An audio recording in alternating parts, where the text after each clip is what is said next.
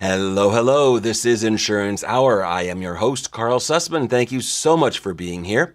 Phone lines are open, 559-656-0317. Send your questions in to questions@insurancehour.com. We've gone through a lot of information today. If you've missed any of it, you don't want to, jump online, search for Insurance Hour, and you'll be able to find us. You'll find us also as a podcast. You'll find us on YouTube. You'll find us on Amazon, Alexa, LinkedIn, TuneIn, iHeartMedia, you name it, we're everywhere. You want to get this information. This is some good stuff. And remember, it's important that you have more information so you can make more informed decisions. That's what we're here for. Before the break, on that note, we were talking about three types of insurance agents or brokers or representatives, generically speaking, that can provide insurance proposals to you. Let's talk about the first one, captive. What does that mean, captive agent? It sounds a little bit scary. You're captive. Well, what that means is you, as a captive insurance agent, are representing one insurance company. You are captive by them. They are basically dictating that if you're going to offer their product, they do not want you offering competing products. No judgment call, just a fact. Now, why is that good? Well, some of the good things that can go along with that are, number one, there is a very tight integration between the insurance agent and the insurance company, right? They are, in essence, they're not by tax law, they're employees. They're very close. That's the point I'm trying to make. They deal with the same underwriters, the same people at the company, the same reps, the same marketing. It's a typically long-term relationship that they develop. So arguably, since they're dealing with one company and one set of products, they're going to be extremely knowledgeable on the very intricacies of those policies and of the insurance company in general.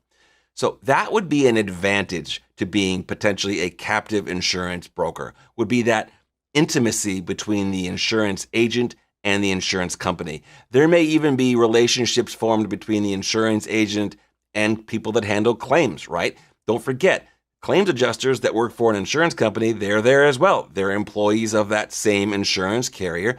So it's very likely that the insurance agent might in fact have a personal relationship develop. If nothing else, they know each other. And when there's a claim, they'll be able to reach out to that claims adjuster and say, hey, we talked about this one. What do you think? Blah, blah, blah. So let's just call it intimacy. When you're dealing with a captive insurance broker, intimacy not between you and them, but between them and their one insurance carrier that they have. The next one let's talk about are employee agents. Now that's as close to a captive agent as you can be, but with this, they're not even pretending. They're not saying, well, they're going to look out for you. They're going to do the best they can for you.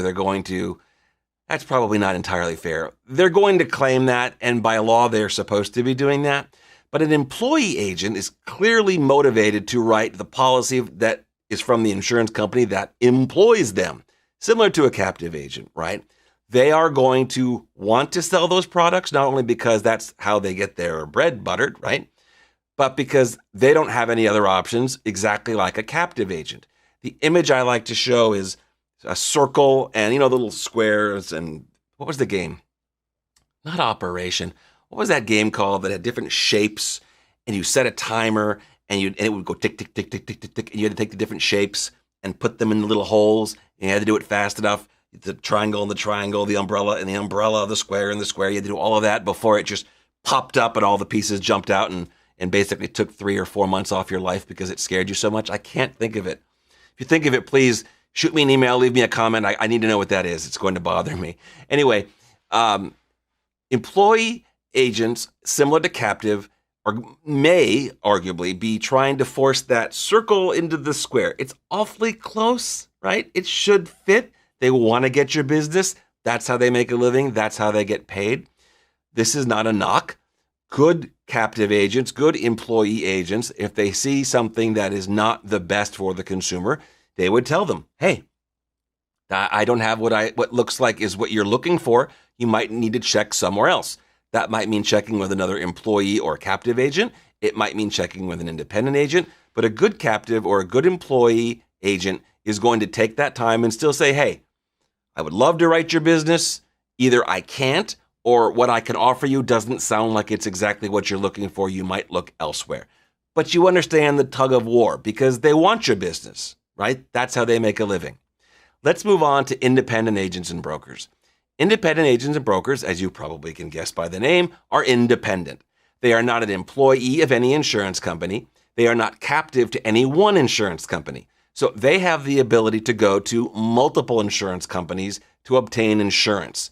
Now, what does that mean? Well, it means that they can go to any independent insurance company that they have a contract with. They can't literally go to every insurance carrier and just write a policy because they have to be appointed with that insurance company first. So what would be considered a good insurance agent or broker that's independent would be one that has a wide variety of insurance companies that they do have relationships with. Not one, not two, not 100. Somewhere, I would say between 10 and 20 would be great. Depending on the market, that might not be possible. But a good independent agent is going to have a contract with multiple insurance companies. Now, you'll remember how I talked about captive agents potentially having that intimacy with the insurance carriers? Independent brokers can have this as well. If they have an appointment with an insurance company for a long time, there's nothing stopping them from having that same intimacy, that same connection, that same understanding with the underwriters of that company or with the executives of that company or even with the claims adjusters. Because remember, even though the independent agent is not an employee of that insurance company, the claims adjusters probably stay put, as do the sales folk and everyone else involved. So a good independent broker can make those same types of connections and relationships with the insurance companies that they represent. Beware of the independent broker that is limited to one or two insurance companies. There's usually a problem. That's usually indicative of a situation where they're not able to get more insurance carriers willing to appoint them, basically to give them permission to offer their products. That's something you should be aware of and be concerned about, because a good insurance broker or agent that's independent companies would want to do business with. And again, if they're choosing not to, perhaps you should choose not to as well. Just saying. And finally, with an independent insurance agent or broker, by law and by the documents, I guess, and I'm not an attorney, disclaimer, they represent you to the insurance carriers. So they're not going to try and force feed you anywhere because they work for you. They will either find another carrier or tell you that they do not have a market. There's no other way for them to go. All right, that's just a quick snapshot of the three types of ways that you can purchase insurance from a person: an independent broker, an employee broker, or a captive broker. We're going to talk about some more. We're going to talk about some other things having to do with claims right after the break. Remember, stay tuned, and we will be back in a flash. This is Insurance Hour, and I'm Karl Susman. Thanks for watching. If you found this useful, please be sure to like and subscribe for more content. And don't forget, click here to watch the next video.